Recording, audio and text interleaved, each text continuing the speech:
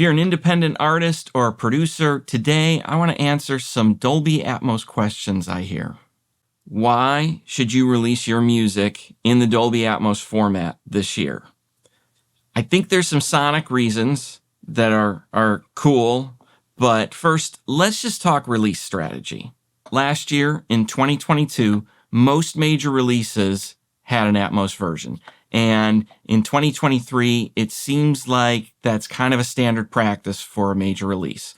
I have also been hearing that last year, in 2022, 80% of music that got playlisted had a Dolby Atmos version. Now, in early 2023, Apple announced that their spatial audio listeners had more than tripled since launch. And spatial audio is Apple's way of presenting Dolby Atmos content. Today, they're saying that more than 80% of their worldwide subscribers are enjoying the experience, and monthly plays are up over 1,000%. So, if you are trying to maximize the potential of your release to reach new listeners and get exposure and to even possibly get playlisted, I think you should consider releasing your music in the Atmos format this year. So what is Dolby Atmos?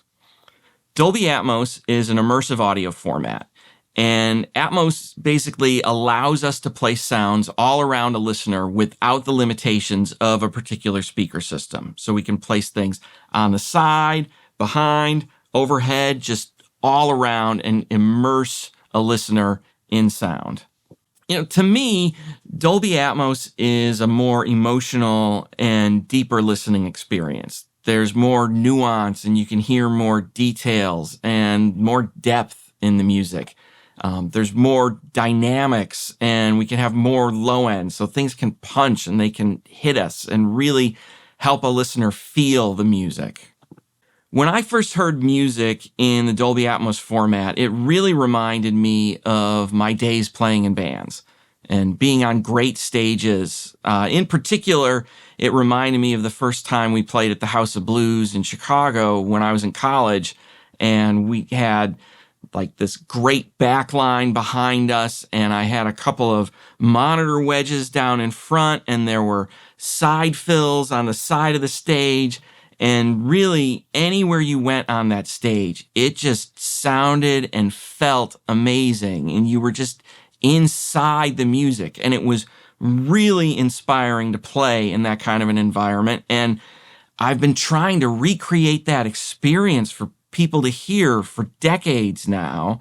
And with traditional stereo, it's not the same. You can't really do it. But with Dolby Atmos, I can finally do it. So how do people listen to Dolby Atmos? Well, Dolby Atmos content is currently available for Apple Music, Amazon, and Tidal subscribers. I expect Spotify to be adding it at some point because for the last few years, they've been losing market share to Apple and Amazon. The great thing about Atmos is the listening experience is scaled depending on the size of your playback system. So you can listen on a multi-speaker setup like I use in the studio to mix the content, but you could also listen on a simple 5.1 setup. You can listen on a sound bar. You can even experience Dolby Atmos on headphones. Atmos uses binaural technology to translate the immersive speaker experience to headphones.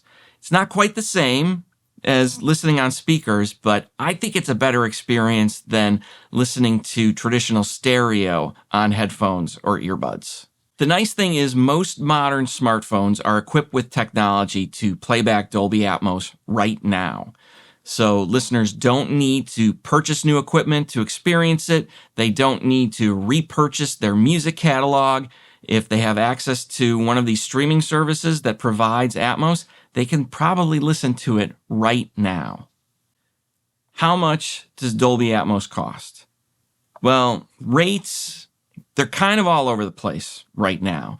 For projects that I'm mixing this year, I have Atmos built into my process to begin with, so the cost of adding that to a project I'm already mixing, it's fairly negligible.